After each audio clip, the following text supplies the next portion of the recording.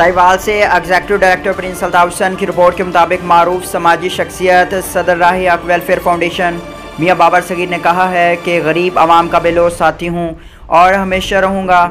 ज़िला साहिवाल और दीगर शहरों की हज़ारों गरीब और मुस्तहिक अफराद को राह हक वेलफेयर फाउंडेशन के तहत इमदादी अशिया फराहम की जा रही हैं।